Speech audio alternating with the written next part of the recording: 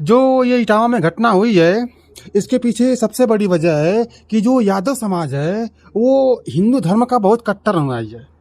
और जब तक हमारा समाज एक धर्म को छोड़ेगा नहीं और धर्म की वास्तविकता को समझेगा नहीं, तब तक उसके साथ ऐसा अन्याय, ऐसा अत्याचार होता रहेगा।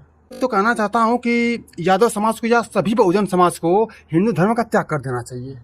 खासकर मैं यादव समाज को ले लूँ तो यादव समाज को श्री कृष्ण नामक एक भगवान पकड़ा दिया गया है और इस भगवान के चक्कर में हमारा यादव समाज पागल है।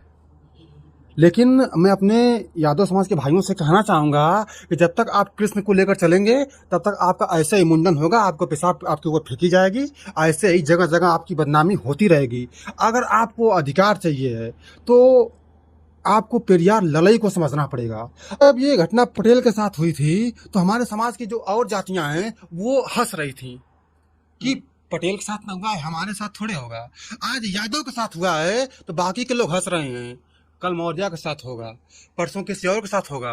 ये सिलसिला रुकने वाला नहीं है जब तक ये नफरत फैलाने वालों का हम दमन नहीं कर लेंगे। और दमन का मतलब ये नहीं है कि उनको गोली मार देंगे, हत्या कर देंगे। अपने विचारधारा से जब तक उनका दमन नहीं करेंगे तब तक हमें इसे निजात नहीं मिलेगी।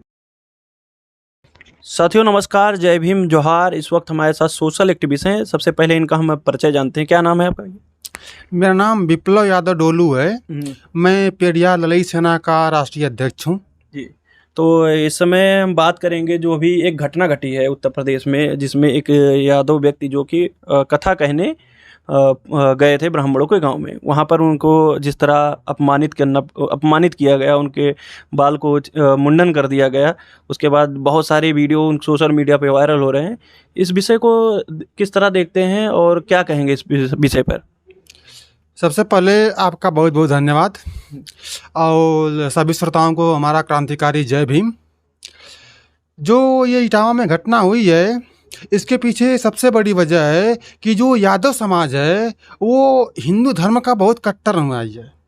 और जब तक हमारा समाज एक धर्म को छोड़ेगा नहीं और धर्म की वास्तविकता को समझेगा नहीं, तब तक उसके साथ ऐसा अन्याय, ऐसा अत्याचार होता रहेगा। मैं तो कहना चाहता हूँ कि यादव समाज को या सभी बहुजन समाज को हिंदू धर्म का त्याग कर देना चाहिए। लेकिन आप त्याग करने की बात कर रहे हैं, लेकिन तमाम ऐसे प्रोग्राम, तमाम ऐसे संगठन हैं जो प्रतिदिन SC ST OBC के लोगों को दिमाग खराब करने के लिए उनको इस षड्यंत्र में लगाया गया है।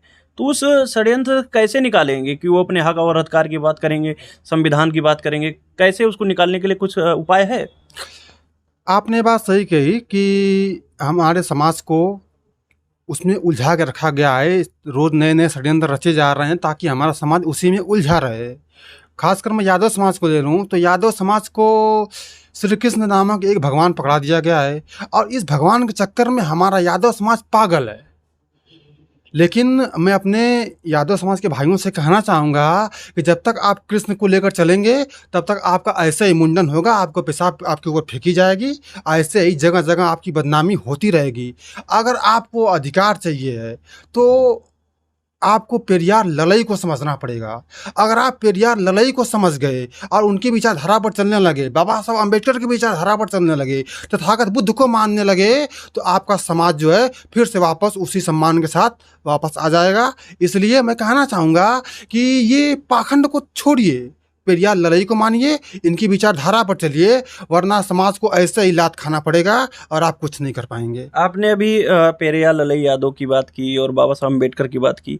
क्या लगता है कि अभी आपको नहीं लगता कि इन नेताओं को जात के नाम से सीमित कर दिया गया है, जात तक ही सीमित कर दिया गया है? तो कैसे इनको अपनाएंगे बहुजन समाज या जो जिस समाज की बात कर रहे हैं? कैसे यादव समाज कहेगा कि बाबा साहब अम्बेडकर उनके महापुरुष हैं? जैसे आपकी ये बात भी ठीक है कि हमारा समाज माने कैसे कि बाबा साहब अम्बेडकर हमारे नायक हैं, हमारे महापुरुष हैं, क्योंकि पूर्व काल से ही, काफ़ी पुराने समय से बाबा साहब अम्बेडकर को सिर्फ एक जाति का नेता बनाकर प्रचारित किया गया है कि वो चमारों के नेता हैं। लेकिन हमारे समाज को ये वास्तविकता समझनी होगी कि बाबा साहब अम्बेडकर से पहले जो लोग ये पाखंड से दूर होने के लिए बहुजन मुक्ति का आंदोलन कर रहे थे, उसमें छत्रपति जो साहू जी महाराज थे, ज्योतिबा फूले जी थे, पेरियार EB रामास्वामी नायकर थे। ये कोई लोग चमार नहीं थे, ये लोग SC बिरादरी से नहीं थे, ये सभी लोग OBC थे। तो बाबा साहब अम्बेडकर ओबीसी की लड़ाई को आगे बढ़ा रहे थे। तो हमारे समाज को ये चाहिए कि अपनी लड़ाई को, जिसको बाबा साहब अम्बेडकर ने आगे बढ़ाया है, वो फिर से अपनी लड़ाई को अपने कंधे पर लेकर आगे बढ़ाएं और पाखंड का त्याग करें। अभी देखने को मिला है जिस तरह ये वीडियो आया, तमाम लोग बौखला उठेंगे, कहेंगे अरे ये तो बहुत गलत हुआ, लेकिन उसके बाद कुछ ही दिनों बाद ये प्रकरण भूल जाते हैं, फिर से उसी षड्यंत्र में फंस जाते हैं, फिर से वो चाशनी में डूब जाते हैं। कभी अभी जातगत पीड़ा होगा अगर ये यादव के साथ ऐसा हो गया, लेकिन और आपको नहीं लगता कि जिसे यादव के साथ हुआ, मौर्य के साथ हुआ, ये कुछ समय पहले आपने देखा होगा कि यही जो घटना है कथा को लेकर एक पटेल के साथ हुआ था। तो क्या लगता है आने वाले सभी समाज के साथ ऐसा होने वाला है, तो उन तक क्या मैसेज पहुंचाना चाहेंगे? जैसे जब ये घटना पटेल के साथ हुई थी तो हमारे समाज की जो और जातियां हैं वो हंस रही थी कि पटेल के साथ ना हुआ है, हमारे साथ थोड़े होगा। आज यादव के साथ हुआ है तो बाकी के लोग हंस रहे हैं, कल मौर्य के साथ होगा, परसों किसी और के साथ होगा। ये सिलसिला रुकने वाला नहीं है जब तक ये नफरत फैलाने वालों का हम दमन नहीं कर लेंगे। और दमन का मतलब ये नहीं है कि उनको हम गोली मार देंगे, हत्या कर देंगे। अपने विचारधारा से जब तक उनका दमन नहीं करेंगे तब तक हमें इसे निजात नहीं मिलेगी। और उनकी दमन करने के लिए हमें अपने महापुरुषों को अपनाना पड़ेगा, उनकी विचारधारा पर चलना पड़ेगा। देखने को मिला है कि अभी कुछ ही दिन बाद कांवड़ यात्रा चालू हो जाएगा। तमाम SC ST OBC के लोगों को, जिस तरह देखिए स्कूलें बंद हो रही हैं, नौकरियां खत्म हो रही है, बेरोजगारी का बहुत बड़ा पैमाने पर देखने को मिला है कि बेरोजगारी बड़े पैमाने पर है। आप तो एक छात्र रहे हैं, छात्र नेता भी रहे हैं, तो क्या लगता है कि SC ST OBC समाज के जो युवा वर्ग है अभी कांवड़ यात्रा ढोने में लग जाएंगे, उनको क्यों नहीं समझ में आ रहा है? क्या कारण है सबसे बड़ा कि किस षड्यंत्र में फंसे हुए हैं? कार्ल मार्क्स ने कहा है कि धर्म एक अफीम है। और इस समय जब से केंद्र में, चाहे हमारे उत्तर प्रदेश में बीजेपी की सरकार आई है, तब से ये धर्म नाम की जो अफीम है इसका जो है प्रसार बढ़ा दिया गया है। तो हमारे जो युवा हैं ये सब कुछ भूल करके वो अफीम को ले करके नशे में हैं। इसीलिए जब कावड़ का महीना आता है तो हमारे समाज के लोग ये भूल जाते हैं कि हमें नौकरी नहीं मिल रही है, हमें रोज़गार नहीं मिल रहा है, हमें शिक्षा नहीं मिल रही है, हमें आवास नहीं मिल रहा है, हमें कोई भी सुविधा नहीं मिल रही है। जो भी सुविधाएं होनी चाहिए, जो भी सरकार का दायित्व है कि वो पूरा करे, एक भी सरकार पूरा नहीं कर रही है। लेकिन हमारे समाज के लोग जो हैं कावड़ ढोने में लग जाते हैं क्योंकि उन्हें गुमराह कर दिया जाता है। ये जो इस समय सत्ता में बैठे लोग हैं वो लोग किसी न किसी के माध्यम से हमारे समाज को गुमराह कर देते हैं और इसी वजह से हमारा समाज वास्तविकता को समझ नहीं पा रहा है और ये कावड़ ढोने में लगा हुआ है, तो इस पाखंड में लगा हुआ है। जी, अभी जिस तरह आपने बहुत सारी बातें रखी, जैसे कि यादव समाज का कोई व्यक्ति आता है, जय भीम बोलता है, तो उसको टारगेट किया जाता है बहुत सारे लोगों से, अरे कब से यादव लोग जय भीम बोल लेंगे। इस पर क्या आपकी मतलब क्या प्रकरण है, क्या समझा आप तक, या समाज को कितना समझाने में आप लोग कामयाब हो रहे हैं? जैसे देखिए, पहले जो हमारा यादव समाज था वो हम मानते हैं कि इतना ज़्यादा बाबा साहब अम्बेडकर के विचारों के प्रति जो है जागृत नहीं हुआ था, उदासीन था।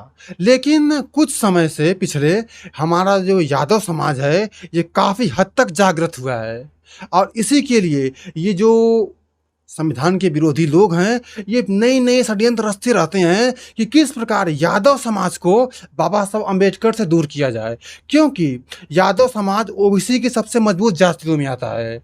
और ये जो पाखंड के और जो हिंदू धर्म को लेकर चलने वाले लोग हैं, जो लोग अपने आप को उसका ठेकेदार कहते हैं, जिनकी जनसंख्या मात्र 3.5% है, लेकिन वो ओबीसी के ऊपर हिंदू का कवर लपेट करके वो बहुसंख्यक बने हुए हैं, जिनकी औकात गांव में प्रधान चुनने की नहीं है, वो आज देश के शासन तंत्र में बैठे हुए हैं। क्या लगता है विप्लव जी, एक बड़ा सवाल है हमारा कि जो प्रदेश के मुखिया, जो एक बड़े तबके के, जिसे ओबीसी की जब पावरफुल जातियों की बात कर रहे हैं, उससे आते हैं अखिलेश यादव जी, जब उनका आवाज से उनको निकाला गया, उसके बाद उनकी जिस तरह आवाज़ को धुलने का काम किया गया, बताया गया कि गौमूत्र से धुला गया, बाकायदा अखिलेश यादव का इस पे बयान भी है। क्या लगता है कि उसी समय यादव समाज के लोगों को समझ जाना चाहिए था कि ये हमको शूद्र समझते हैं, आज भी संवैधानिक लैंग्वेज में तो ओबीसी हैं, लेकिन ये इनकी मानसिकता मनुस्मृति वाली है। क्या लगता है कि आज भी SC ST OBC लोगों को ये मूर्ख बना के रख रहे हैं और हमारे जो नेता हैं इस बात को नहीं समझ पा रहे हैं? नेता तक क्या संदेश पहुंचाना चाहेंगे? जैसे देखिए, हमारे समाज को तो उसी समय 2017 में समझ जाना चाहिए था कि वो शूद्र हैं, वो नीच हैं। तभी तो एक मुख्यमंत्री जो कि एक प्रदेश का राजा होता है, उसके निकलने के बाद उसकी आवाज़ को गंगा जल से धुलवाया गया। ये आज जो ये सब छोटे मोटे कांड हो रहे हैं, जो सिल मुड़वा दिया जा रहा है या पेशाब फेंक दिया जा रहा है ऊपर, ये सब कोई बड़ी चीज़ नहीं है। जब आप एक राजा के साथ ऐसा व्यवहार कर सकते हैं तो आप प्रजा के साथ क्या करेंगे आप समझ सकते हैं। और हम सही कहें तो इस समय हमारे देश पर संविधान का नहीं बल्कि मनुस्मृति का राज चल रहा है, क्योंकि मनुस्मृति में कहा गया है कि अगर शूद्र मंत्रों का जाप कर ले या कोई भी ऐसी जो उनके धर्म की चीज़ें है उसका उच्चारण कर ले तो उसके जीभ काट देनी चाहिए, अगर सुन ले तो कान में शीशा पिघला के डाल देना चाहिए। तो यहाँ पर भागवत पाठ करने के कारण एक यादव का मुंडन किया गया है, तो कहीं न कहीं मनुस्मृति की चीज़ें लागू हो रही हैं और हमारे देश को बहुत ही खतरा है ऐसे लोगों से। अगर इसका सही से समय पर इलाज नहीं किया गया तो हमारा देश फिर से गुलामी की तरफ बढ़ रहा है, अब बहुत जल्दी ये फिर गुलाम हो जाएगा। क्या संदेश देंगे तमाम SC ST OBC के लोग, क्योंकि आप कह रहे हैं सबकी बारी है, तो क्या संदेश पहुंचाना चाहेंगे तमाम उन साथियों तक जो आज भी इस सिस्टम से जुड़े हुए हैं, आज भी वो मानते हैं कि इनका उद्धार इसी चीज़ से होने वाला है? मैं अपने समाज के लोगों से कहना चाहूँगा कि सबसे पहले आप लोग पढ़िए और फूले पेरियार अंबेडकर लड़ाई की विचारधारा को अपनाइए। अगर आप ये विचारधारा को अपना लेते हैं, इसके बाद राइट टू स्पीच का प्रयोग करिए, इसके बाद आप देखिए पाखंड आपके पास फटकेगा नहीं। और सबसे बड़ी चीज़ जो मैं कह रहा हूँ, बार बार कह रहा हूँ कि पढ़िए। जे जीना है तो लड़ना होगा और लड़ना है तो पढ़ना होगा। अगर बिना पढ़े लड़ाई किए तो आपकी हार निश्चित है, इसलिए पढ़िए और लड़िए। और जब तक माननीय कांशीराम जी ने कहा है कि अगर आप सत्ता में नहीं रहेंगे, शासन में नहीं रहेंगे तो आपके बहन बेटियों की इज्जत नहीं बचेगी। और इस समय वर्तमान समय में यही हो रहा है। आप हाथरस देख लीजिए, आप कौशाम्बी देख लीजिए, क्या हो रहा है। दिन पर दिन हमारे बहन बेटियों की इज्जत लूटी जा रही है। कहीं न कहीं मनुस्मृति हमारे देश में वापस आ रही है। इसलिए मैं अपने समाज के लोगों से गुजारिश करूँगा कि पढ़िए और लड़िए अपने हक के लिए, अपने अधिकारों के लिए। अगर आप आज नहीं लड़ेंगे और आज आपके पास समय है, नहीं तो अगर आप आज नहीं जगे तो कल आपके पास समय नहीं बचेगा। और बाबा साहब अम्बेडकर बार बार नहीं आने वाले हैं। जी जी। तो साथियों, हमारे साथ सोशल एक्टिविस्ट विप्लव यादव जी थे। तो हमारे महापुरुषों ने कहा, बाबा साहब अम्बेडकर ने कहा, जो कौम अपना इतिहास नहीं जानती वो अपने भविष्य का निर्माण नहीं कर सकती। तो इतिहास मतलब ये नहीं कि इतिहास को अपने जानना होगा, कि बाबा साहब ने बड़े सांकेतिक माध्यम से कहा इतिहास मतलब क्या। जो इतिहास में मनुस्मृति लागू थी उसमें SC ST OBC के लोगों को हक और अधिकार नहीं था। वर्तमान वो सारी घटनाएं घट रही हैं, जैसे कि विप्लव जी से हमारी जो बातचीत हुई, इस दरमियान में हम लोग ने बातचीत की कि जैसा कि अभी ये जो घटना आया इटावा वाला, जिसमें एक यादव समाज के व्यक्ति जो कथावाचक थे वो गांव में कथा करने जाते हैं, इसलिए उनका मुंडन कर दिया जाता है क्योंकि वो ब्राह्मण कम्युनिटी से, एक स्पेशल कम्युनिटी से नहीं आते हैं, इसलिए उनका मुंडन कर दिया जाता है। और तो साथियों, तो आज भी धर्म का जो एक अधिकार है वो कहीं ना कहीं वो एक ही जात तक सीमित है। इसका उदाहरण सबसे बड़ा देखने को मिल रहा है। तो साथियों, जो भी SC ST OBC के लोग आज भी धर्म की चाशनी में डूबे हुए हैं, उनको लगता है कि उनका जो भाग्य और उनको जैसे कि बहुत सारी चीज़ें हमारे समाज में देखने में कि उनका नौकरी पाते हैं या कुछ भी होता है, उनको लगता है कि ये जो ईश्वर की कृपा है। लेकिन साथियों, तमाम उन बहुजन महापुरुषों ने, जैसे बाबा साहब अम्बेडकर ने, उससे पहले विप्लव जी ने बताया कि 1848 में ही ज्योतिबा फुले ने वो आंदोलन छेड़ा था। तो ये सब बातें इतिहास से हमको सीखनी होगी कि आज अगर वो महापुरुष ना होते तो हम लोग पढ़ने लायक ना होते, ना हम वीडियो बनाने लायक होते, ना विप्लव जी बोलने लायक होते। तो तमाम उस महापुरुषों की बदौलत हम लोगों को आज ये हक और अधिकार मिला कि हम अपनी बातें स्पष्ट रूप से रख पाएँ। नहीं तो वही मनुस्मृति लागू होती तो ये लोग जो आज भी गैर बराबरी, असमानता और तमाम ऐसी विचारधारा अपने अंदर पाले हुए हैं, तो हमको छोड़ने वाले नहीं थे। तो साथियों, वीडियो कैसा लगा, बातचीत के दौरान जो विप्लव जी ने कहा उस पर आपकी क्या राय है, कमेंट बॉक्स में जरूर दीजिए। तब तक के लिए बने रहिए बहुजन 85 के साथ। बहुत बहुत धन्यवाद। जय भीम, जोहार, धन्यवाद। धन्यवाद।